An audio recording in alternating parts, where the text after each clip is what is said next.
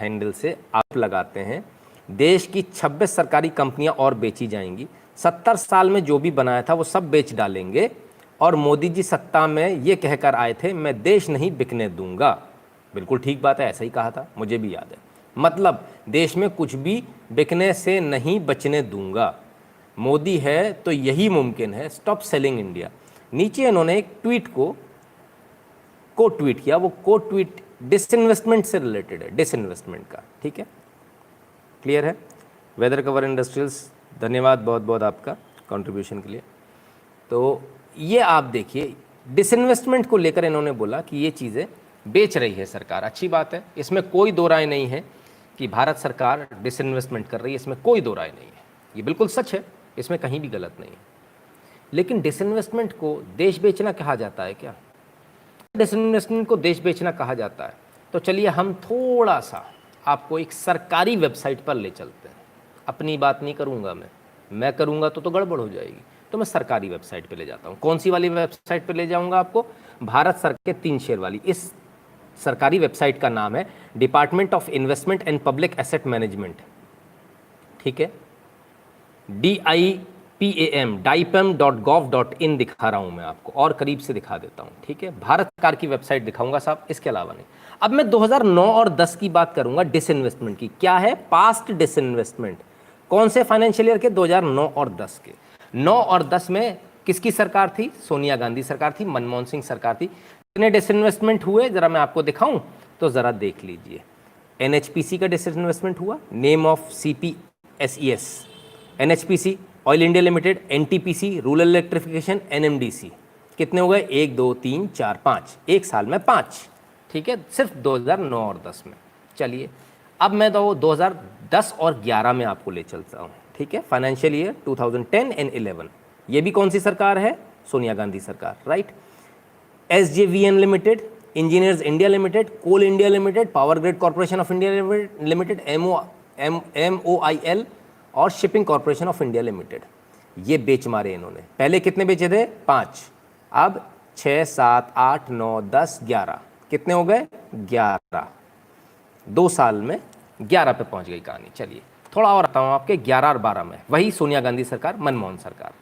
12 हो गए थे, कितने हो गए थे? 11 हो गए थे, right. Power finance PFC limited and oil and natural gas corporation limited, इन 2 का इन्वेस्टमेंट और 12 13 हो गए, ठीक है साहब। और देखिए और कितने इन्होंने डिसइन्वेस्टमेंट किए, कितनी कंपनियां इन्होंने बेची। अब हम भी कहते हैं कांग्रेस ने भारत को बेचा था। अब 12-13 की बात करूंगा, 2012 और 13 में कितनी कंपनियां बेची। चलिए आ जाइए। NBCC limited, national building construction corporation limited, Hindustan copper limited, NMDC limited, Indian oil India limited, NTPC, RCFL, Nalco, SAIL, ठीक है। पहले कितने हो गए थे? मेरे ख्याल से 13 हो गए थे, 12 या 13 हो गए थे। 14 15 16 17 18 19 20 21, कितने हो गए? अब 21 हो गए, राइट। 2012-13 में अभी ख़त्म नहीं हुआ, क्योंकि 14 तक इनकी सरकार थी, 14 में मोदी सरकार आई है, तो ज़रा 13-14 तो ले लो। अब खोल रहा हूँ 13 और 14 का चिट्ठा, और ये रहा 13 और 14 आपके स्क्रीन पर जो भरा पड़ा है, ठीक है। ये शुरुआत किसने करी? आ जाइए ऊपर से ले लेते हैं, ठीक है। कितने हो गए थे मुझे अब याद भी नहीं है, बहरहाल। NHPC, Bharat heavy electrical, engineers India limited, NMDC, power grid corporation of India, CPSE exchange trade funded, Indian oil corporation, national fertilizers limited, MMTC, Hindustan copper limited, Indian tourism development corporation limited, state trading corporation और NLC limited, ठीक है साहब। ये इतने सारे, अब उल्ट वापस गिन देता हूँ, 1 2 3 4 5 6 7 8 9 10 11 12 13, ठीक है। 13 और 14 15 16 17 18 19 20 21, ठीक है। 22 23, ठीक है। 24 25 26 27 28 29 30 31 32 33 34, 34 बार 2000। ये आंकड़े 2009 से अवेलेबल है हमारे पास में इस वेबसाइट के ऊपर। 2009 से पीछे के आंकड़े नहीं है, ये तो सिर्फ 2009 से बता रहा हूं, सिर्फ 2009 से 2013-14 तक। कितनी बार? 34 बार भारत को बेचा इन्होंने। अगर डिसइन्वेस्टमेंट को बेचना कहते हैं, कितने हद हो गई, हद है बेईमानी की। 34 डिसइन्वेस्टमेंट्स आपने किए, 34। और जब ये सरकार करती तो उसी डिसइन्वेस्टमेंट को आप कहते हो भारत बेचा जा रहा है। तब आपने तो 34 बार बेचा, सोनिया गांधी सरकार ने तो 34 बार बेचा देश को। तो देश को जवाब देंगे कि 34 बार क्यों बेचा। ये झूठ कब तक चलेगा। एक तरफ आप क्या शिकायत करते हो, रेल में जाते हैं तो सुविधाएं नहीं मिल रही, जब तेजस जैसी ट्रेन चलती है तो क्या बोलते हैं, रेलवे का प्राइवेटाइजेशन हो रहा है।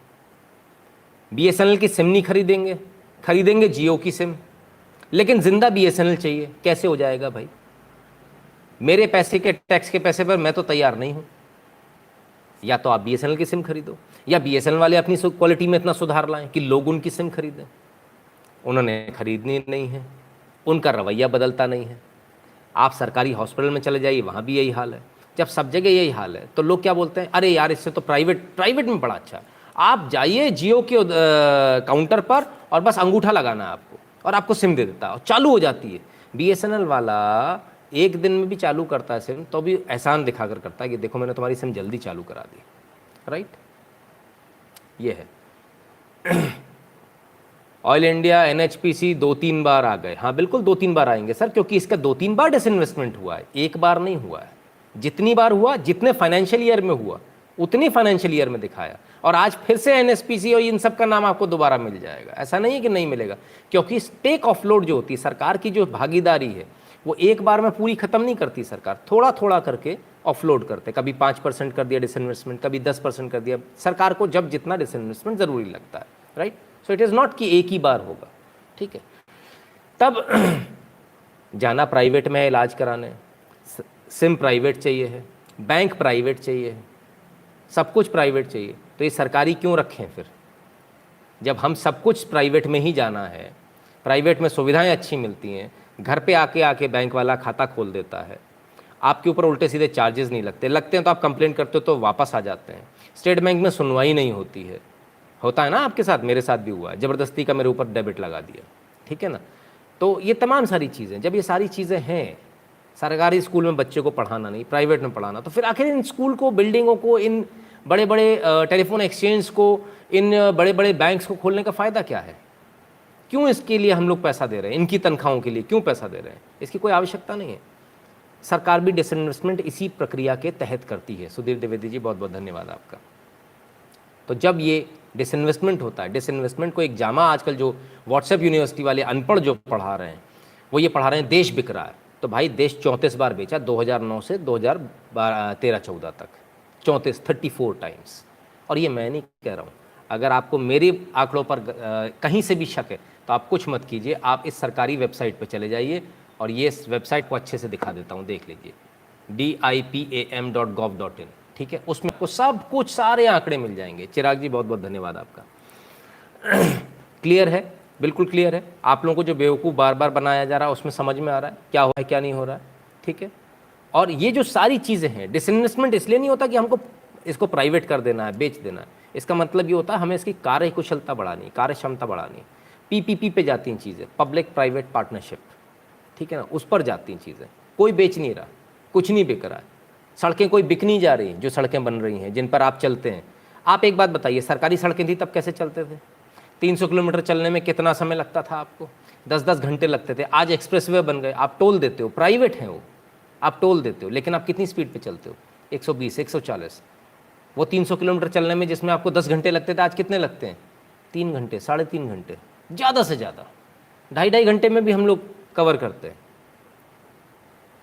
तो क्या बेहतर है, उसी खड्डे वाली सड़क पे से जाना?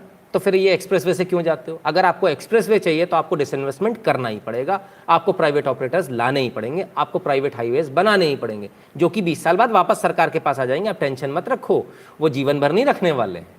ठीक है ना, वो पीपीपी पे बने हुए हैं, उनका एक शेड्यूल होता है, एक टाइम पीरियड होता है, जितने टाइम पीरियड पे वो उसे इस्तेमाल कर सकते हैं, उसके बाद उनको सरकार को देना होता है। सोमेश्वरानंद सरस्वती जी बहुत बहुत धन्यवाद आपका। तब बहुत क्लियर है, एकदम साफ हो जाता है कि आपको व्हाट्सएप यूनिवर्सिटी जो पढ़ाती है, व्हाट्सएप यूनिवर्सिटी आपको तमाम सारे व्हाट्सएप पर आपके पास में मैसेजेस आएंगे, जितनी जगह से आपके पास मैसेज आए हों कि मोदी देश को बेच रहा है, ये वीडियो ज़रूर दे दीजिएगा उनको, वापस ले जाकर पकड़ा दीजिएगा।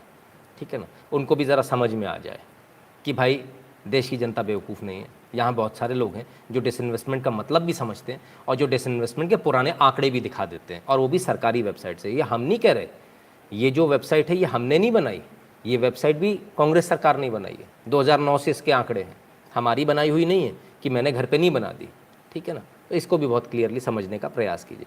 बहुत सारी चीज़ें आपके सामने आएंगी, बहुत सारी चीज़ें इस प्रकार की आएंगी जो आपको बार बार ये बताएंगी कि देखिए देश के अंदर ऐसा हो रहा है, देश के अंदर डिसइन्वेस्टमेंट हो रहा है। डिसइन्वेस्टमेंट को क्या बताया जा रहा है? डिसइन्वेस्टमेंट को बताया जा रहा है जो चीज़ें अच्छी करी जा रही हैं उसको बताया जा रहा है, देश बेचा जा रहा है। ये ठीक उसी प्रकार से जैसे जब गोल्डन कोऑर्डिनेटर बन रहा था, तब सरकारों ने, जब विपक्ष में बैठे हुए जो लोग थे, कांग्रेस के जो लोग थे, उन्होंने कहा था ज़रूरत ही नहीं है इनकी गोल्डन कोऑर्डिनेटर की। और आज आप सोचिए, आज देश के अंदर एक्सप्रेसवेज हैं, ये वही लोग हैं जो हर बार हर चीज़ में इन्हें अड़ंगा लगाना होता है। एक्सप्रेसवे बनते तो ये कहते सड़क बेच दी, अगर रेलवे स्टेशंस का सौंदर्यीकरण करना होता है तो ये कहते हैं कि रेलवे स्टेशन बेच दिए। अभी दिल्ली का जो रेलवे स्टेशन है वो भी एयरपोर्ट की तर्ज पर बनने वाला, आपको बहुत मज़ा आएगा वहाँ जाकर। गुरुजी, ऐसे लोग